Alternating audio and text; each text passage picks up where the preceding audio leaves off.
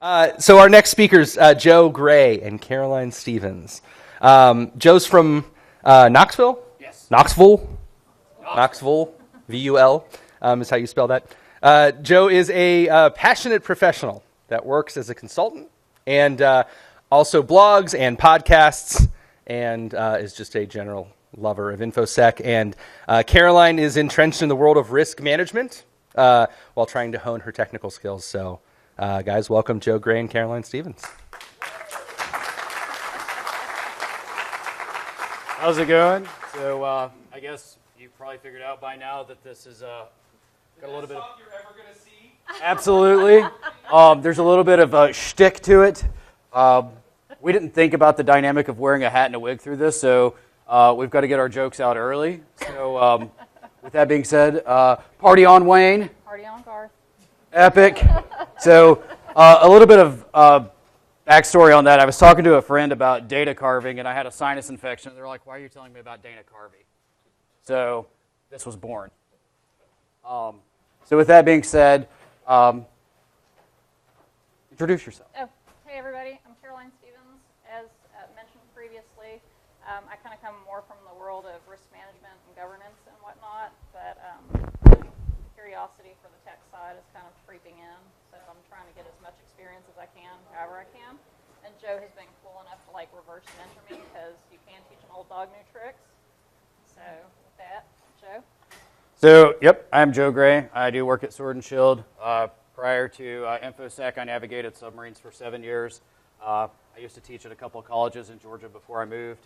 I do have a blog, a podcast. I write for anybody that's willing to publish. Everything is under the Advanced Persistent Security umbrella for that. So, that being said, kind of the objectives of this talk. This is going to be a little bit basic entry-level type stuff on data carving.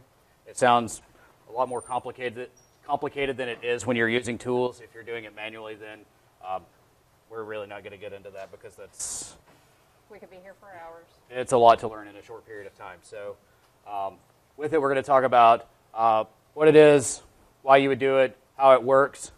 We'll talk a little bit about types and tools, offensive and defensive use cases, and then we'll do some demonstration periods. So we're talking about carving. Don't worry, there's no severed heads. Tell us about what it is. So, as you can see, I'm not going to read the slides to you, but, as an analyst, you want to be able to provide, some robust findings to the powers that be to let them know, if your system is infected. And one thing with data carving, it can be done really quickly and taking packet captures rather than having to go through a whole system. Alternatively, you can also use a disk image, like a DD or an IMG file, and use a tool to reconstruct an operating system. So you may have a forensic image of something and you want to see what files exist on that system. That is definitely a way to do so as well, which we'll see a little bit later. And basically, it's all going to revolve around specific key principles and aspects of files and the properties of the files. But at the end of the day, it's all about saving time. And we've got a little surprise here, just because. Hi, Chris. How you doing? Because we are not worthy, Chris. Right.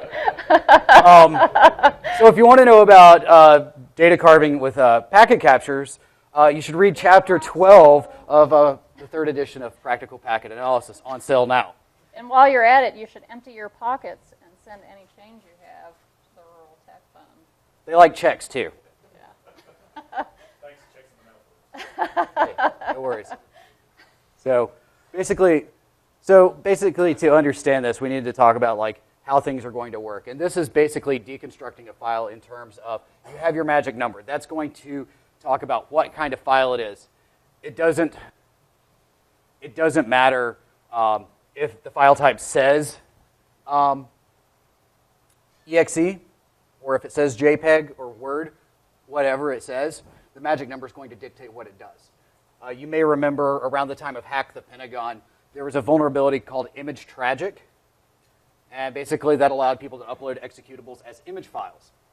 and it allowed it to basically perform remote code execution. And it was found in bug bounty programs. Someone was making a killing doing this and just absolutely destroying bounty programs. And then finally, groups like HackerOne and BugCrowd were like, wait a minute, you're doing this on every single thing. What's going on here? So they did a little bit of research, and that's what came from it.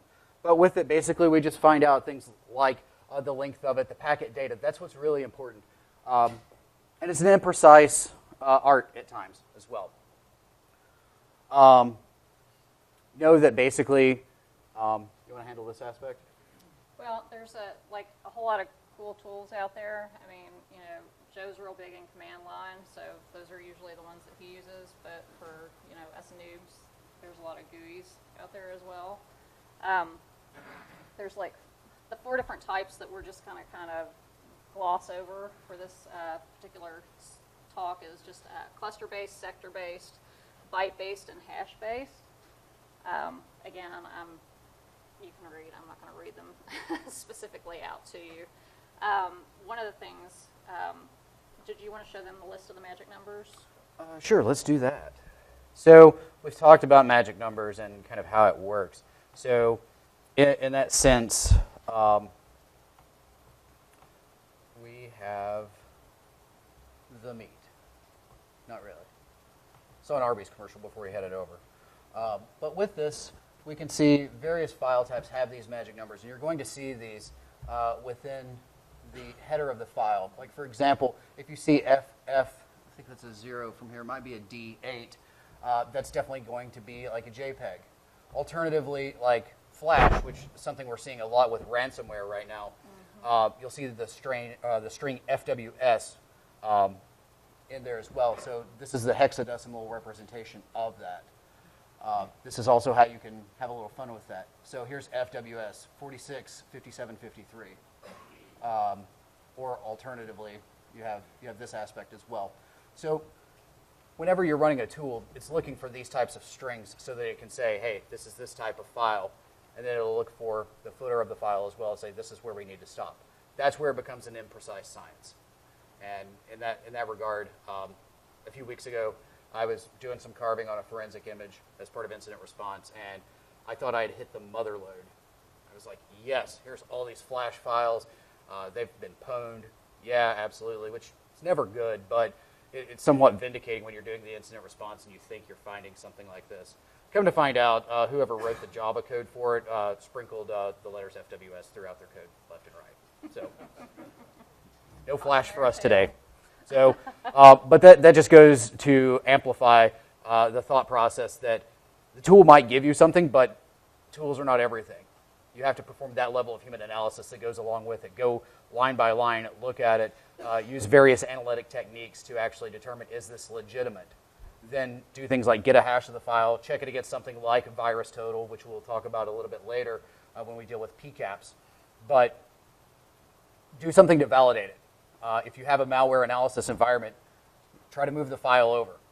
As we'll see whenever we play with Scalpel here in a little bit, you can very easily extract files, and then if you have something you think may be malicious or something that warrants further analysis, you can move it to that environment and have a better look at it, get more analysis beyond the scope of just the hash, the file name, and what VirusTotal says. So moving back to the presentation. Well, did it on my side.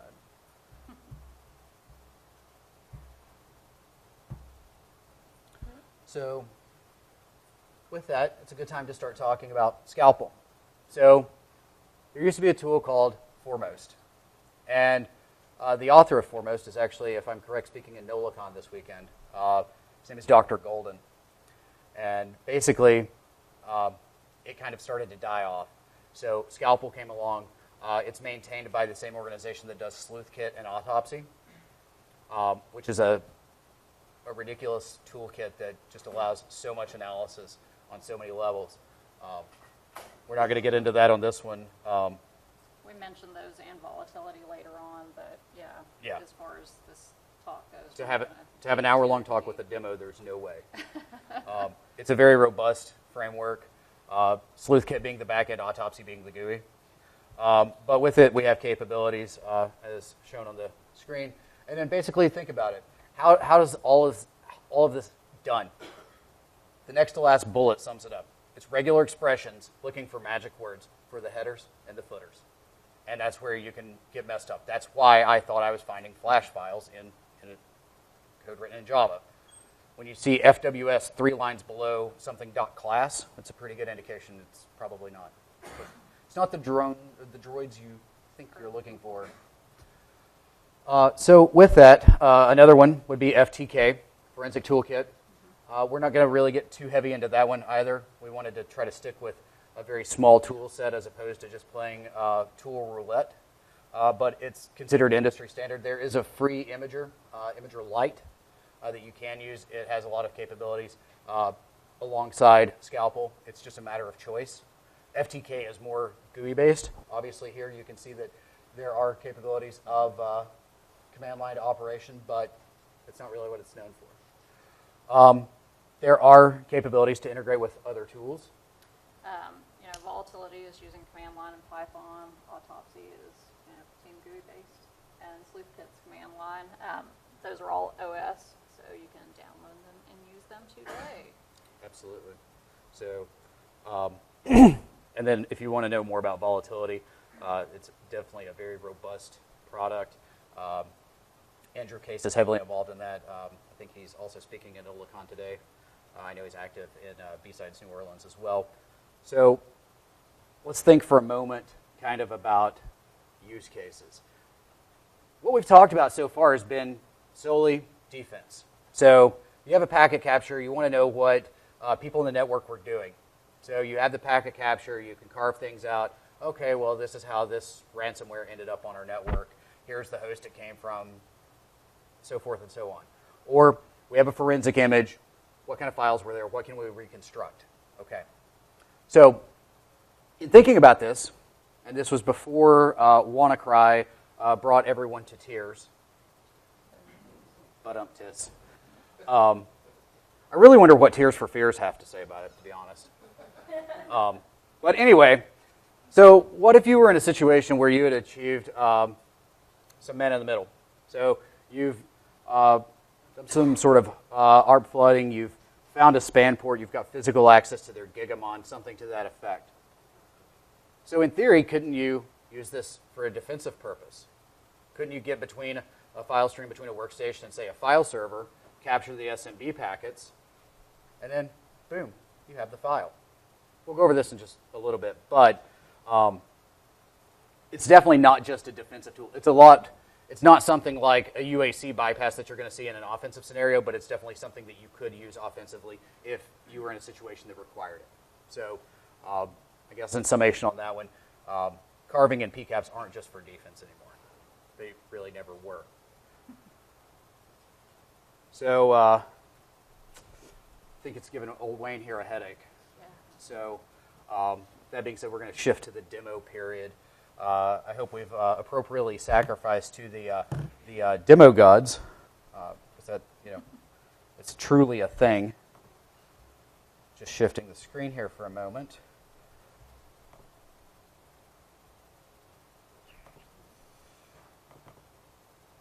Come on, there we go.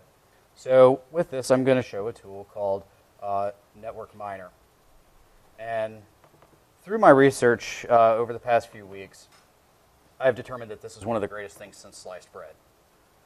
Chris is nodding, so that means you should go download it. Also open source, yeah. It's open source. Download it today.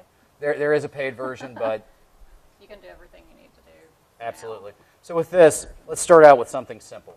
So we're going to take a PCAP here. I've downloaded some PCAPs. Oh, I forgot. I don't want to get a PCAP. Let's open the PCAP. So I've downloaded a few PCAPs. I'll show you where they came from here in a moment. But let's go with something here. Nope, don't want any of that. Hey, anybody heard of this? There's no files to pull from, so I desperately tried yesterday to get my hands on a PCAP of WannaCry, but it just wasn't in the cards.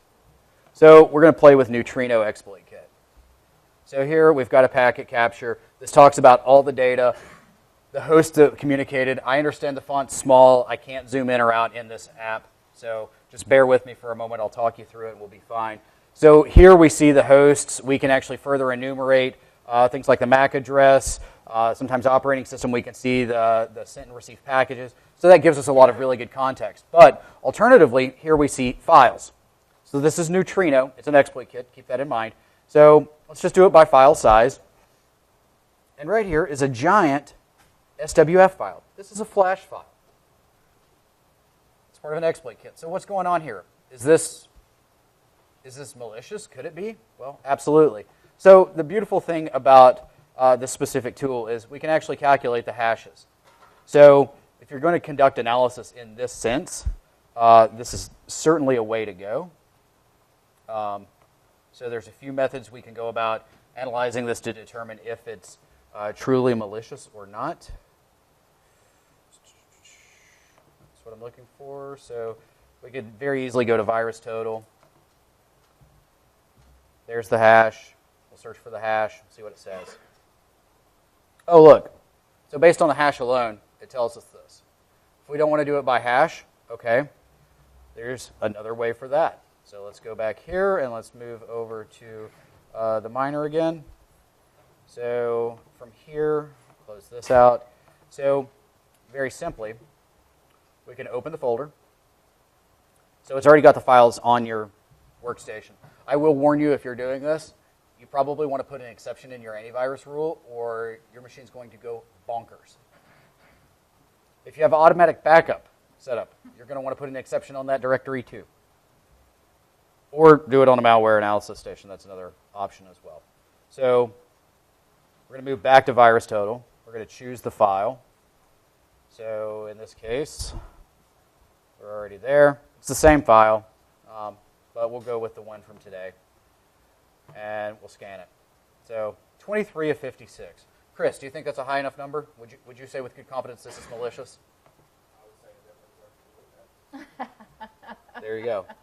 So this also can kind of give you a little bit of idea about the quality of your antivirus as well.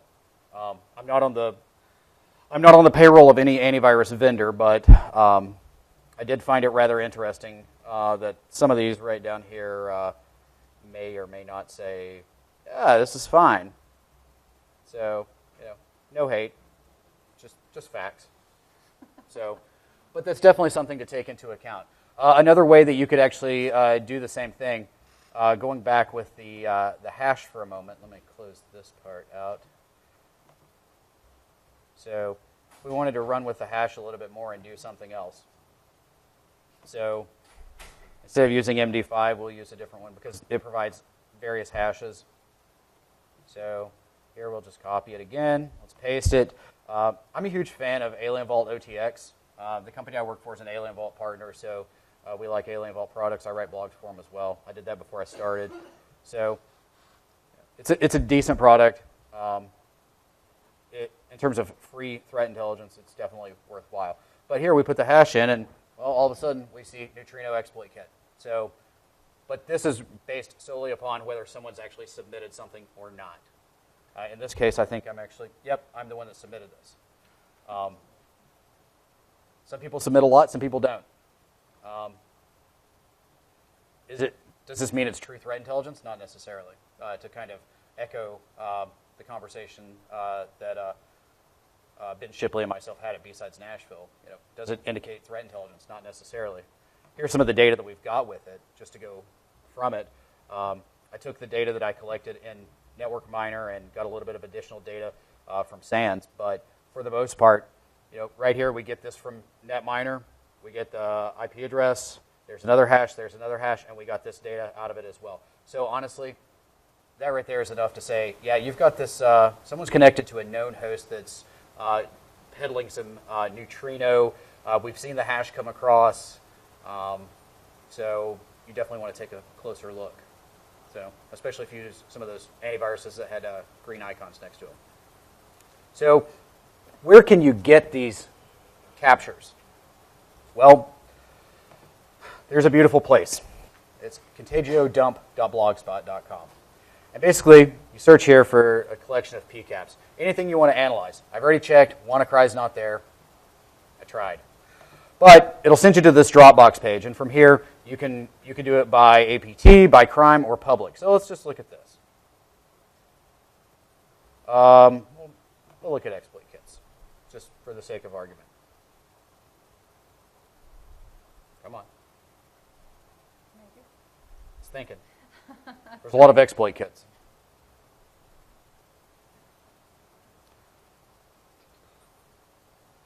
And wouldn't you know, the internet's going to get a little wonky on us. Fear not, though. Let me go ahead and search for CFREDs. So, to move to like file system level data carving, NIST has a project called CFREDs. And here's a beautiful thing about this, if it loads. I'll tell you about it until it loads. And if it doesn't load, then there's the URL. There, it's loaded.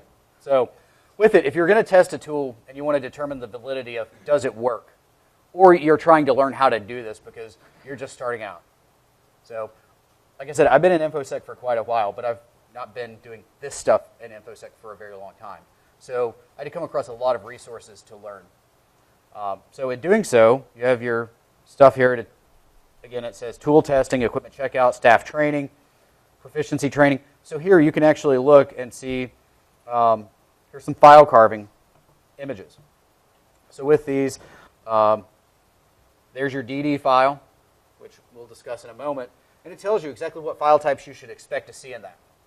And this is a means that you could use to validate FTK. You could use it to validate the sleuth kit, autopsy, all that fun stuff, as well as scalpel. Or if you're running your own application using your own regular expressions, this would be a means for you to validate your data because you already know what is supposed to be there.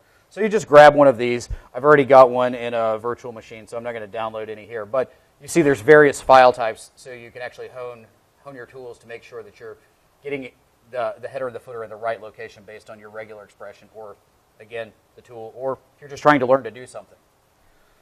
So let's check the Dropbox again. Okay, so it's up. So here we see various types of malware, and it's grouped by year and month and all kinds of stuff there. I really don't want to download one of these and have to unzip it to look through it. Yeah.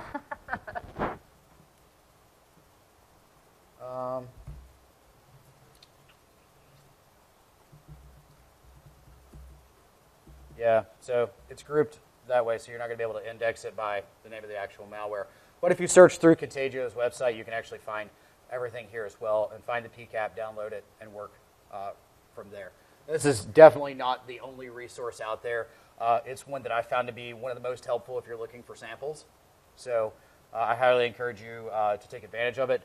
If you need a password, because all these are password protected, and it is not your standard infected password, you'll need to actually email Mila to get the password. So just a short email, hey, I would like the password framework for your website. Here's my intention. And you'll get a reply fairly quickly. So that's basically the packet capture side, and we'll come back to that in a moment. But so here we have our old pal Ribnux. So here we see that within the home directory we have all sorts of like really cool stuff going on. And here we've got the command line, because she told you all I like the command line. So we're going to take a look at a file, and we're going to see what we can get out of it, see if there's any validity to it. So let's see what files we have here. All right, so we have 3 zip files here, 11, 12, and 7. We did a little testing with Neutrino and got a lot of false positives out of that because it's a PCAP, not a disk image. So let's deal with the 11 carve. So let me scroll up here. So now we're in the 11 carve FAT directory. The reason it's a FAT directory is because it's using FAT for the file system, file allocation table, as opposed to NTFS. It's no reference to my posture whatsoever. Although my mom said that I could be anything I wanted, so I chose to be Buddha. So to do it, the command is actually very simple. So it's scalpel, and then you give it the target file. And then if we want to define an output file, we can. So we're just going to call it 11A, just because, well, 11's already taken. So it's going to run. It's doing its thing. Golden Richard, based on foremost again. So it's done its first pass. It's doing a second pass. We can see that it's identified some headers and footers above. So there's definitely some success going on here. So it's there. So let's verify. There's directory 11A.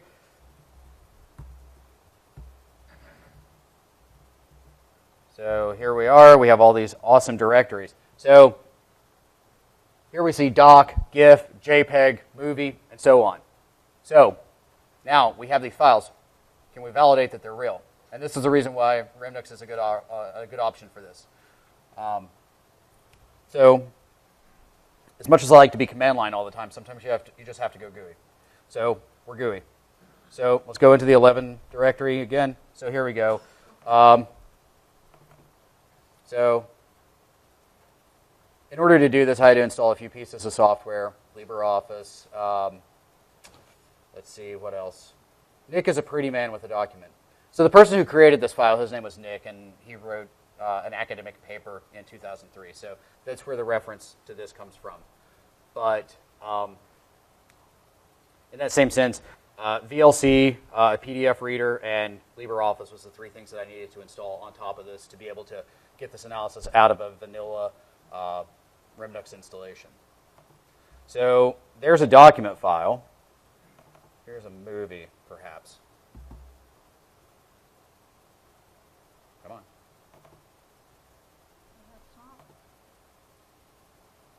Surf's up, dude. So here we have recovered a movie. So we have that. So we see that file type. What's this? Oh no. False positive, that's what it is. It's a shark! So, obviously whoever had this image, they like the ocean, they could have been in Hawaii, all sorts of fun stuff there. Let's take a look at some PDFs here. If anyone needs some light reading, here you go. So, yeah, so this was within the file system as well. And all these things were recovered using Scalpel. Again, sometimes it's far more accurate than other times. It just depends on how well the regular expressions built within the code actually work. So moving beyond that example, let's go back to Network Miner for a moment. Let's stop looking at William. We'll clear everything out here. So, show of hands, who in here is in a more offensive security type role? Red team type stuff. A few? Cool. So, here's something you can take back to the office. Score you a man in the middle, and then let's work it through here. So, here we have SMB Putty Exfer. So, we already know SMB1 is work of the devil. We don't need Bobby Boucher's mom to tell us that. But, so upgrade to SMB version 2. You'll be safe, they say, right? You've attained man-in-the-middle status already. So notice on the bottom of the screen, I do have Putty installed. Putty is not currently running. But, look, we've carved Putty out of this communication.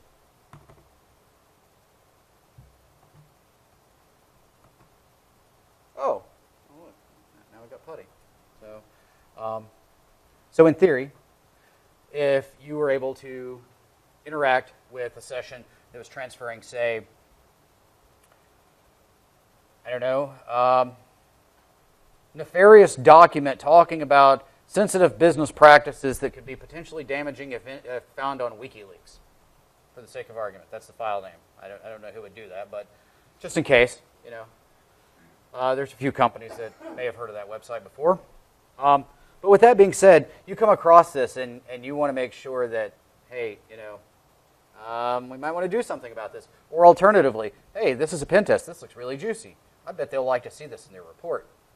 So You carve it out. If you have the right software, you can open it, you can look at it, and be like, ooh, they're cutting their pen test budget next year. You might want to keep this quiet. I'm just kidding. You should always divulge. But that's just what you can do with it. It could be a Word file, it could be PDF, executable, whatever. So a question you might have, though, seeing as I have packet captures for like Eternal Blue as well, we can take a look at that as well and kind of see how it goes. So let's look at it on an unpatched Windows 7 machine. I forgot to delete everything out. Hang on.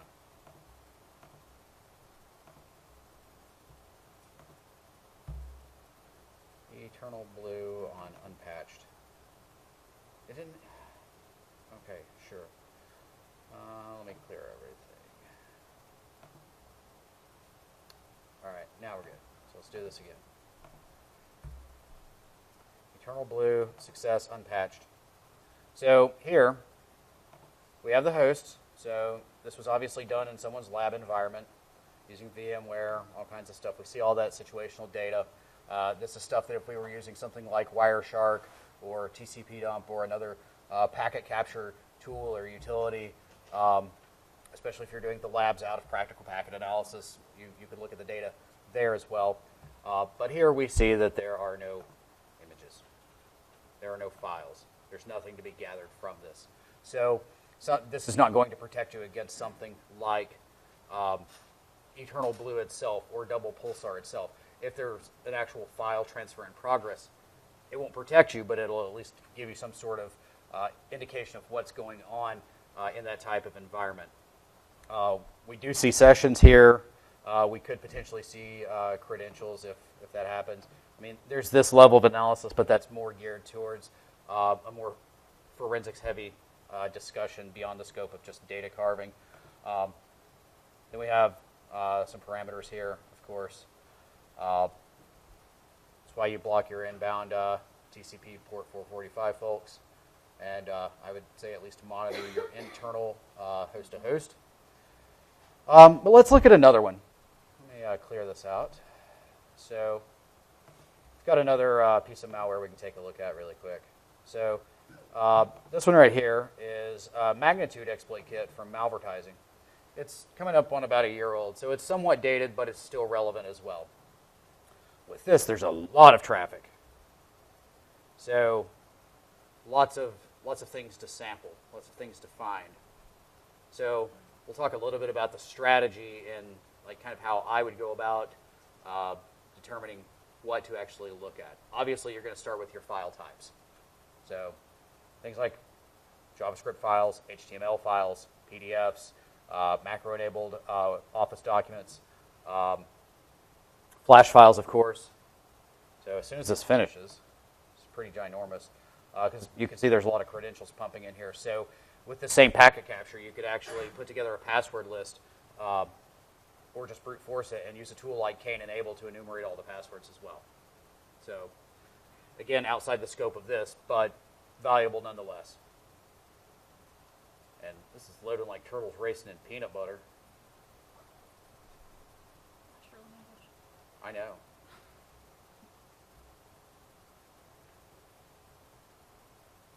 I've got more, to not have children, I have a lot of dad jokes.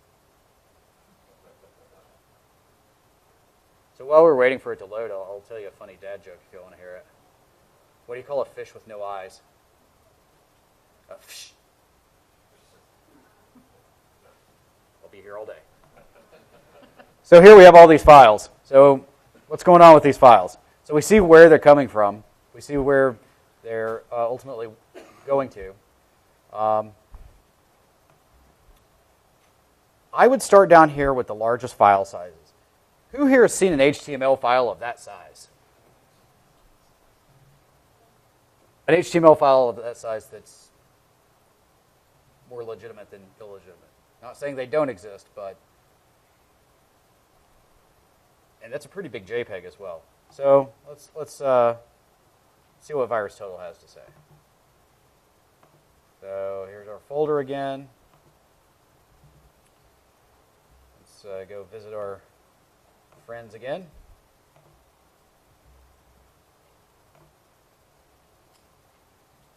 choose our file. Very simple process, and I mean, just based on doing this alone, it's definitely prompted me to try to step up my game in learning more and actually getting into things like malware analysis. So I repurposed my old laptop as a malware analysis station. I'm not fully complete with it, but I'm there. 5461. So there we go. It's a pretty safe assumption that that may be one of them. And it's associated with Cerber ransomware. Anybody want some Cerber ransomware? Not to be confused with like Gerber baby food or servers. But yeah, so you have that aspect. Where's another place you could actually get these types of samples? Well, I might just have a place. So, assuming it actually loads, there it goes. So, I set up a honeypot network. So, I use DigitalOcean.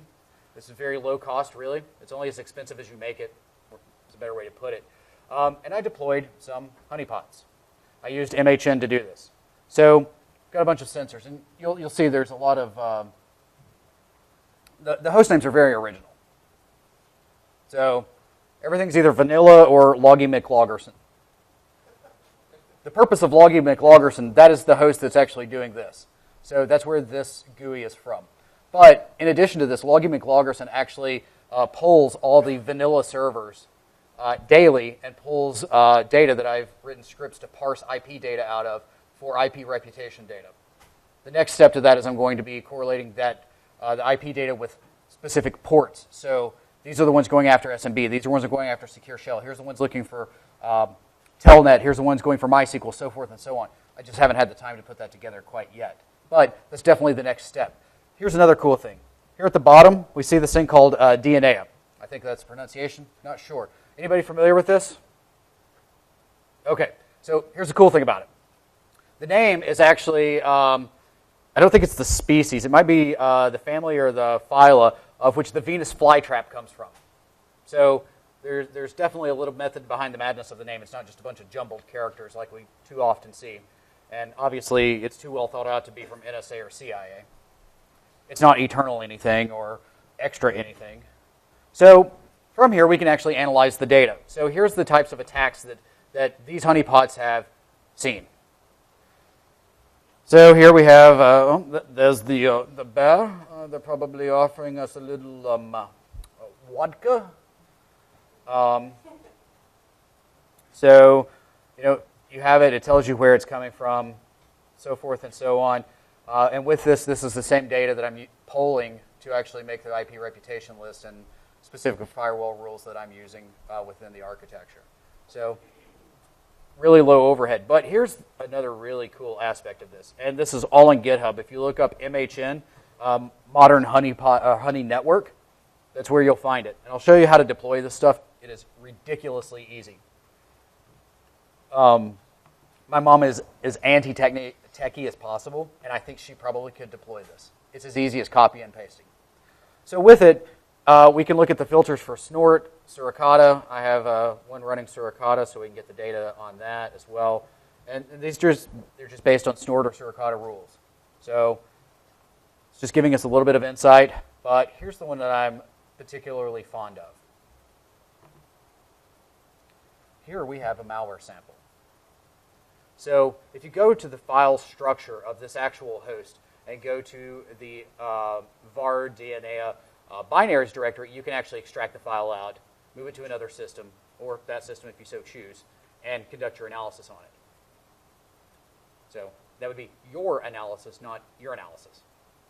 I realized after I said it that I kind of fumbled up on the words. But with that, here we see, here's the source port, or source address, destination port, so this is SMB. As soon as I saw it was SMB, I was like, oh boy, I have hit the jackpot, I have got some WannaCry, and then I cried when I found out it wasn't. I took the hash, I went to VirusTotal, I checked OTX as well. There was nothing in OTX at that time. And then just took the MD5 here, and let's see what it is. because this leads for quite the rabbit hole if you so chose to do so. You could definitely waste at least an entire afternoon. So it wouldn't be a proper talk if I didn't make a reference to it. So if you're going to do this, make sure you have plenty of Cheetos and a lot of Mountain Dew. So, but here we see it's just Trojan, all of this fun stuff. You can get some relationship data on it. So it's also in this bundle. Here's some additional information on it. Through further analysis based on this and clicking the other stuff, I determined that it was actually associated with a worm called Big Yellow. So, and what do we have with Big Yellow? Big Yellow worm. And here's the data that was collected based on the stuff that I'd found within the honeypot. Obviously, here you can see there's the IPv6 address as expressed in the honeypot. Obviously, that's probably not the only IPv6 address, since that's basically just tunneling IPv4 in it. We have the IPv4 addresses as well. We have the file hashes, and then I was able to score a host name, but I think that was through either VirusTotal or Internet Storm Center. But either way, it's relevant data. And something pretty cool with this is that if you subscribe to it, it'll bump you every time something new comes on. Absolutely. So with OTX, you subscribe to people, you subscribe to specific feeds. So if you subscribe to a person, you get a notification every time they post something new. If you subscribe to a specific feed, you only get notifications when it updates. You can change all those settings. But like with the WannaCry ones, those things have just been changing left and right, because as new iterations come out, new samples are required, people are coming across them and actually updating the feeds, and it's actually being very useful. With this, kind of independently of the file carving aspect of it, if you use Alien Vault USM, you can plug this directly in. If you don't, you can actually use the API to write it in, I believe, taxi format and import it into your SIM that way, if you so chose. There's also direct communication with Suricata, Snort, I believe Bro, and perhaps Splunk. I'm not sure. But there's a lot of things you can do with it. But obviously OTX is not the purpose of this talk, but something to be cognizant of. So this is actually the one that was related, and it doesn't have quite the same detection rate either. But now we see that it's a backdoor, and they're calling it, so here's, someone's called it a worm. And we see that there's different names. Obviously, I heard one of those, I was watching some fake news a while ago, because we all like fake news and fake statistics, right? Abraham Lincoln said that like 75% of the statistics on the internet were made up. That was a number, I believe.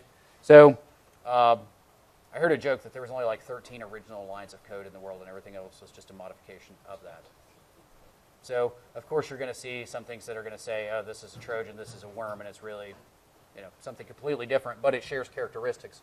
Or someone that's trying to write the code from scratch that's not a seasoned programmer, they're going to take something existing, get the code, and then start making their changes to make it work.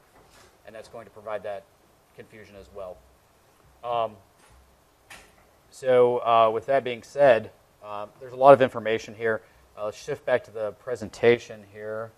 Let me shift this back to extending. We don't need any Word documents.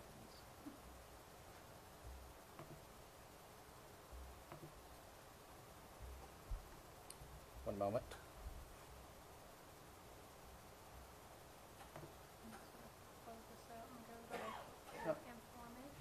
Yes. So, logical next steps from here. So, given this information, where could you go from here? Obviously, you could use things like CFREDs. You can use data carving challenges. There's an organization that puts them out annually. That's where the 11, the 7, and the 12 came from. Those were annual challenges. You can collect your own packet captures if you want to go that route. You can download them. I know Chris has a few. Wireshark actually has a few as well. So you can get those there. And honestly, if there's something specific you're looking for, if you're active on Twitter, just ask. There's a good chance somebody will actually have something. So don't be afraid to ask. Once you get a little bit more in tune with this, and once I get more in tune with this actually as well, a good logical next step, obviously as we've demonstrated, threat intelligence feeds to some degree, but then taking it a step further, malware analysis and reverse engineering is definitely something within that same wheelhouse that would definitely have some level of bearing with this. So you're going to get better samples in a more pure format. Obviously, maintaining honeypots, that's a good idea as well. MHN is not the only one out there. John Strand and Company, they came up with ADHD, which is basically a bunch of honeypots wired together within a single Ubuntu operating system. Trusted Sec, of course, they have Artillery. It's a honeypot as well. So there's no right or wrong answer with that, but that's a good place to get your samples as well. So transitioning into contacting us, how can they contact you since you didn't put a slide in? Well, my Twitter handle is cxstevens, or you can get a hold of me at ctstevens613@gmail.com. And that's PHENS. Thank you, Chad. Hey, no worries. Here to help. So I'm at C_3PJoe. I also have at ADV PersistSec for the podcast, the blog, and all that fun stuff. I'm on LinkedIn. You can email me, jgray@advancedpersistentsecurity.net. There's my Sword and Shield email as well, bjg@SwordShield. If you're interested in contacting Sword and Shield, email secureme@ or call the number that's not on the screen. But if you want it, see me afterwards, I'll give it to you. I'm not here to sell. But we are hiring. For the most part, we're looking for someone in the Knoxville, Tennessee area. But if you're qualified or feel that you're qualified, send your resume. And the idea of a remote worker is not lost at this time either. Another thing, I don't have a slide for it. October 17th and 18th, there's going to be the Edge Security Conference in Knoxville, Tennessee. You may be in the room with two of the speakers, perhaps. One may have something to do with a tech fund and a book, or several books. It's not been announced yet, but I know it's been formalized. I feel comfortable dropping that hint. I'm probably also going to speak there. It is a kind of a pricey con, but if you're a college student and you're interested, we're going to be running a blog scholarship. So we're going to take submissions, and if we like your blog, we'll publish your blog on the Edge Security Conference website, and you'll get free admission to the conference. The two keynotes, well, actually three keynotes, we have Miller and Velasic, the guys who hacked Jeeps, and his name is lost upon me right now, but he was a major general at Cybercom. He's keynoting day 2. So it's going to be a pretty good conference, a little bit offense, a little bit defense, something pretty much for everybody, be it technical and more managerial focused as well. Do you have anything else to add? Not a word. Any questions? Yes, sir. Rimnux, that is a reverse engineering malware specific Linux distribution curated by SANS. So if you were to take SANS Forensics 610 reverse engineering malware, a majority of the work is going to be from that operating system. So it's got a lot of the tools built in to be able to conduct some level of analysis. Obviously, in some cases, you're going to need Windows hosts to do certain things. But that's basically what it's for. You can also seamlessly integrate it with the SANS Investigative and Forensics Toolkit, SIFT. You can install it on top of SIFT or SIFT on top of it. But they're both SANS DFIR Linux-specific distributions. So one more for forensics, one for malware. But they're both free, so if you just search for Rimnux or SIFT, you can definitely get that pretty easily. It's definitely a pretty good tool. Any other questions? Yes, sir. Yes. And even if it's not, you can either build it from source, or if you're on an Ubuntu platform, it is in the repo path, so you could just apt-get Scalpel. Okay. So I think you can do the same thing with SleuthKit and Autopsy, but that's a little bit more advanced. Like I tried to do a lot of work with SleuthKit leading up to this talk, but thanks to WannaCry and a large client of ours needing some additional time, I basically ran out of time to be able to actually get that together for this. So, yes, sir. I'm sorry? On a flow? Yeah. So it would have to be on the actual disk image. If you're going to do something like, when you say flow, you mean like a packet flow? With that one, that's when you're probably going to want to do something like Wireshark having a timed interval to where you can actually create a new PCAP every 5 minutes, every hour, every whatever. Then that's when you're going to want to use Network Miner for that because it's more geared towards packet captures, where Scalpel is more towards disk images. Any other questions? All right. Thank you very much. Thank you. You've been great.